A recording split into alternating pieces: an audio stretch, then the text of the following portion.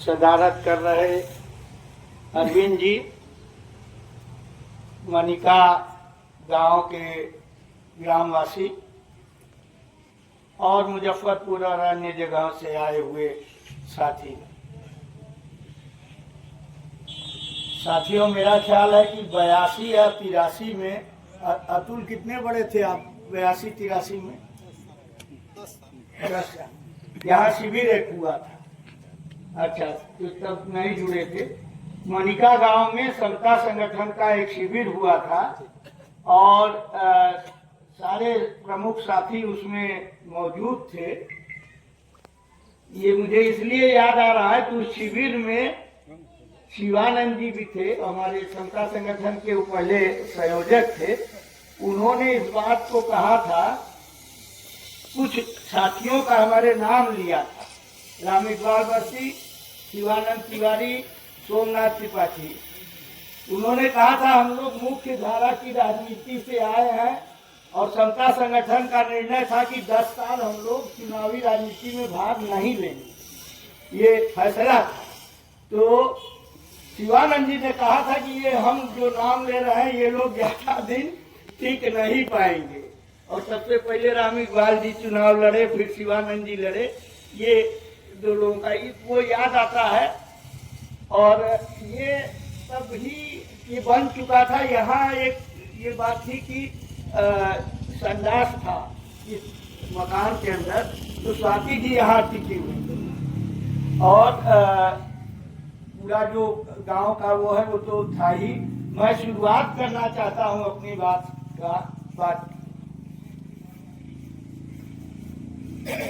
स्वाति जी काफी ठीक ठाक गाती थी। हम लोग के शिविरों में जब गीत होता, जब सांस्कृतिक सत्र होता था तो मिर्जा गालिब की या मीर तकी मीर की, मुझे लगता है कि उतना गहराई से महसूस करके पसंद करना, अप्रिशिएट करना, ये सचिदा बाबू नहीं करता। मैं गाता अच्छा नहीं हूँ, लेकिन आज आप लोगों की इस गोष्ठी में मैं कबीर का एक भजन गाना चाहता हूँ और उसकी वजह भी इस पर ध्यान मत दीजिएगा कि कितना सुर के साथ गाता हूँ, क्योंकि भवानी बाबू ने, ये वाहिनी के साथी बैठे हैं, उनके लिए वाहिनी के लिए गीत लिखा था, चलो गीत गाओ, चलो गीत गाओ। उसमें ये बात आती थी कि सुधा बेसुधा हो कुछ भी गाओ, इस तरह की बात आती। तो ये ध्यान रखिएगा। वो गीत मैं पहले आपके सामने प्रस्तुत करना चाहता हूँ। दरियाव की लहर दरियाव है जी, दरियाव की लहर दरियाव है जी, दरियार लहर में भिन्ना कोयम, दरियार लहर में भिन्ना कोयम। उठे तो नीर है, बैठे तो नीर है, उठे तो नीर है, बैठे तो नीर है। कहो जी दूसरा किस तरह होयम, इसी का फेर के नाम लहर धरा, लहर के कहे क्या नीर गोयम। दरियाव की लहर दरियाव है जी, जगत ही के फेर सब जगत पर ब्रह्म में, जगत ही के फेर सब जगत पर ब्रह्म में, ज्ञान कर देखो कबीर गोयम। दरियाव की लहर दरियाव है जी, दरियार लहर में भिन्ना कोयम। तो एक शिविर में मैंने ये सुनाया और तुरंत सचिदा बाबू ने कहा कि ये अद्वैत दर्शन को इतने सुंदर तरीके से नहीं, इतने सरल तरीके से कहा जा सकता, ये सचिदा बाबू ने कहा। तो अगर हम लोग ये सोचते हैं कि जो दर्शन का हम लोग का वो हिस्सा है उससे वो अनभिज्ञ थे या ऐसा, तो ये एक फिर गलतफहमी होगी। जब प्रभाकर बाबू कह रहे थे उनके सर्वांगीण व्यक्तित्व के बारे में, तो कोई कहना कोई बड़ी वैसी बात नहीं होगी। मुझे लियोनार्डो दा विंसी की बात याद है।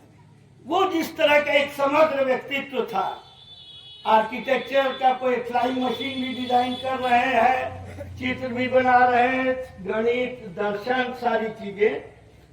सचिदा बाबू के उन सारे अंगों को रह रह के आदमी जानता था। अभी एक साथी थे जिन्होंने उनकी फेसबुक के उस पर मैंने टिप्पणी की थी, बच्चों के लिए जो कविताएं उन्होंने पक्षियों पे लिखी थी, जो मूल रूप से उसके चित्र सचिदा बाबू ने बनाए।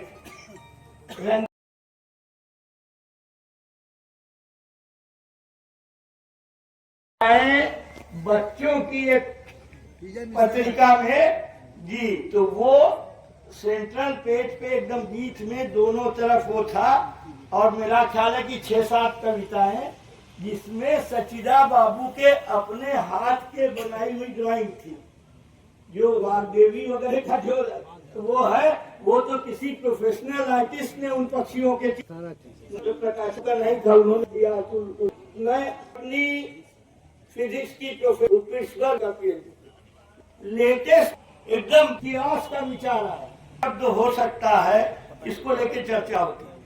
आप जेनेटिक्स को ले लीजिए, बाद में फिजिक्स में काम कर रही थी मेरी पत्नी, तो जेनेटिक्स को लेकर के आप संस्कृति विमर्श वगैरह में भी देखेंगे कि जेनेटिक्स वगैरह को लेकर के कितनी गहरी पकड़ थी, मनोविज्ञान को लेकर के कितनी गहरी पकड़ थी। तो जो प्रभाकर जी कह रहे थे उसको समझना चाहिए हम लोग को कि एक समग्रता वाली बात। मैं ये तो एक असाधारण व्यक्तित्व जिसको कहेंगे, जो कितने साधारण तरीके से रहते थे, वो तो गांव वाले हमसे ज्यादा जानते हैं। और उसमें शुरुआत में अन्यथा नहीं लेंगे, यहाँ गांव के लोग और अरविंद जी, वो जो तेरही के बारे में बात है ना, श्राद्ध की बात, आपने तो श्राद्ध से जोड़ा।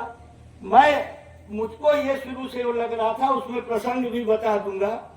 हम लोगों ने ये तय किया था कि इस तरह माने श्राद्ध वगैरह नहीं होना चाहिए। शिव पूजन जी का आप लोगों ने नाम सुना होगा, दिनारा से विधायक 77 में थे, तो शिव पूजन जी के पिताजी की मृत्यु हुई और उन्होंने ऐसे श्रद्धांजलि सभा की। राम इकबाल वर्षी उसमें आए थे, हम लोग भी गए थे।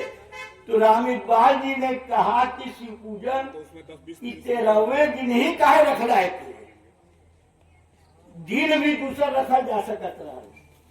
ये जो परंपरा है जिसके कारण सचिदा बाबू आलोचना करते थे, नहीं अन्यथा मत लीजिएगा, ये मैं जिक्र कर रहा हूँ, तो 1-2 दिन आगे पीछे भी लिया जा सकता था।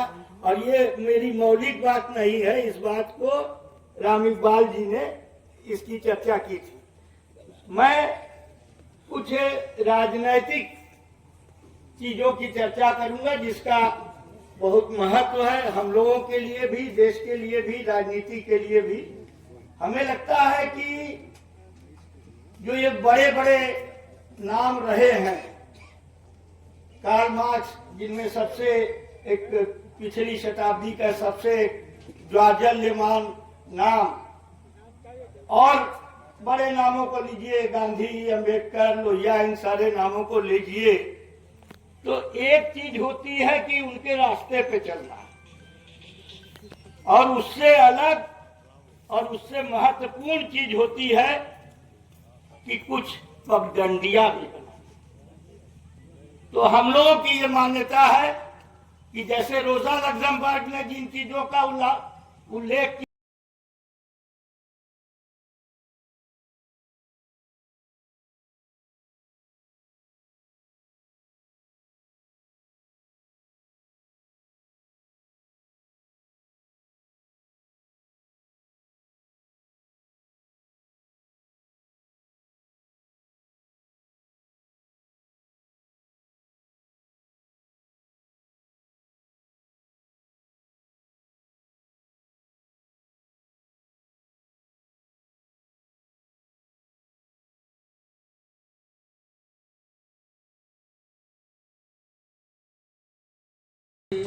दरिया और लहर में भिन्ना कोयम, दरिया और लहर में भिन्ना कोयम, उठे तो नीर है बैठे तो नीर है, उठे तो नीर है बैठे तो नीर है, कहो जी दूसरा किस तरह होयम, इसी का फेर के नाम लहर धरा, लहर के कहे क्या नीर दोयम, दरियाव की लहर दरियाव है जी, जगत ही के फेर सब जगत पर ब्रह्म में, जगत ही के फेर सब जगत पर ब्रह्म में, ज्ञान कर देखो कबीर गोयम, दरियाव की लहर दरियाव है जी, दरिया और लहर में भिन्ना कोयम। तो एक शिविर में मैंने ये सुनाया और तुरंत सचिदा बाबू ने कहा कि ये अद्वैत दर्शन को इतने सुंदर तरीके से नहीं, इतने सरल तरीके से कहा जा सकता, ये सचिदा बाबू ने कहा। तो अगर हम लोग ये सोचते हैं कि जो दर्शन का हम लोगों का वो हिस्सा है उससे वो अनभिज्ञ थे या ऐसा, तो ये एक फिर गलतफहमी होगी। जब प्रभाकर बाबू कह रहे